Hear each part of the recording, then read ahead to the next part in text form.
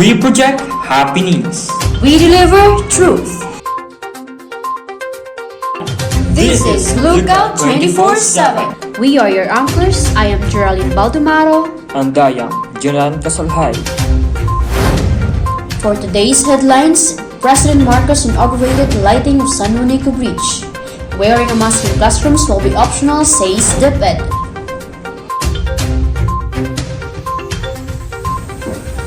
Almost 150 crashed to death in Halloween stampede in Seoul.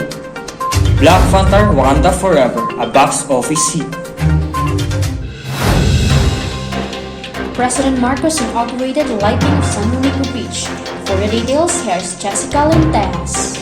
The much-anticipated official turn-on of the San Juanico Bridge Aesthetic Light and Sound Show project is led by President Ferdinand Marcos. The President is greeted by a performance of the Buro-Buron Festival from Burawin Town in Leyte Province. Samar Governor Sherry Antan and the Department of Tourism Region 8 proposed the aesthetic lighting project to the Tourism Infrastructures and Enterprise Zone Authority or TIEZA. TIEZA provided 80 million for the project, which was completed by Amigo Entertainment Technologies. After a 3-year delay caused by the COVID-19 pandemic, TIEZA also provided an additional 90 million for the construction of a boardwalk. San Juanico Bridge is the longest bridge on the Pan-American Highway, which connects Samar and Leyte and runs along the San Juanico Strait.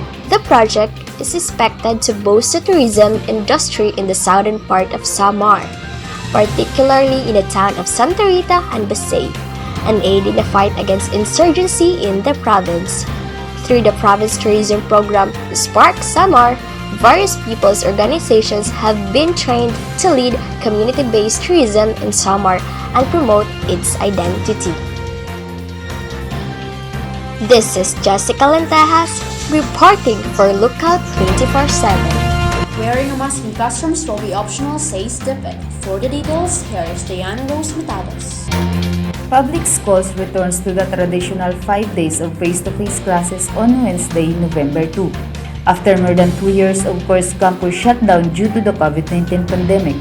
At Eusebio High School in Pasig City, school principals Gilbert Inocencio tells that they still encouraged to wear face mask inside their station. Inocencio says face masks add a layer protection against COVID-19.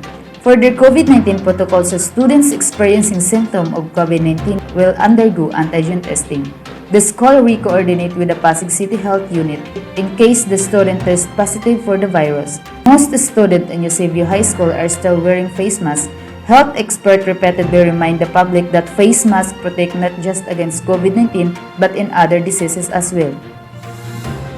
Diana Matados reporting for Lookout 24/7. Up next, Stampede in Seoul kills 150 crores. Look out for more news update. Every scream I hear, every bullet blast, every breath I take might be my last.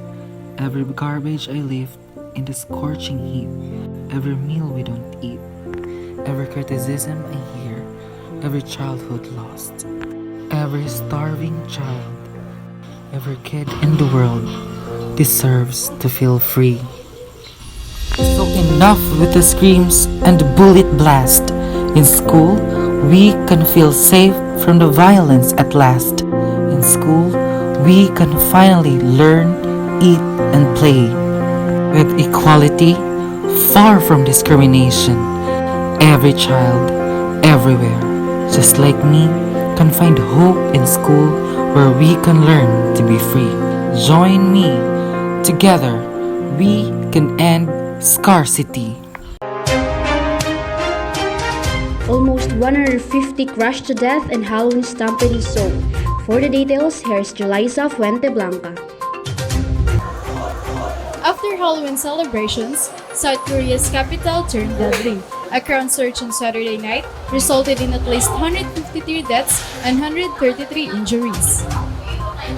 Due to its diverse cuisine and nightlife, Itaewon in Seoul is a popular area for both locals and tourists. This is where the stampede started.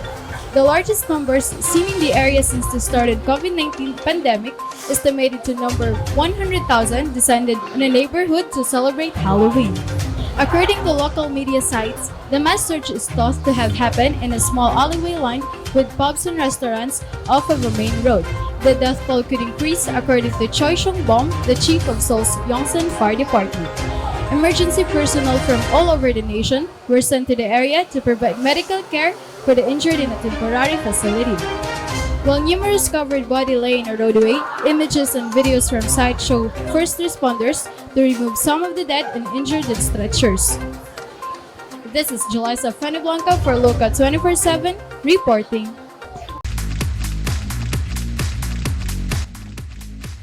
Black Panther Wakanda Forever, a box office seat. For the details, here is Mary Rizal's sister.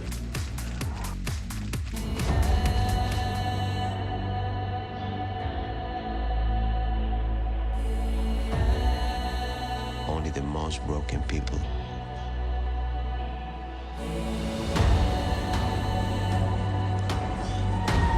Black Panther Wakanda Forever is instantly one of the year's biggest hits.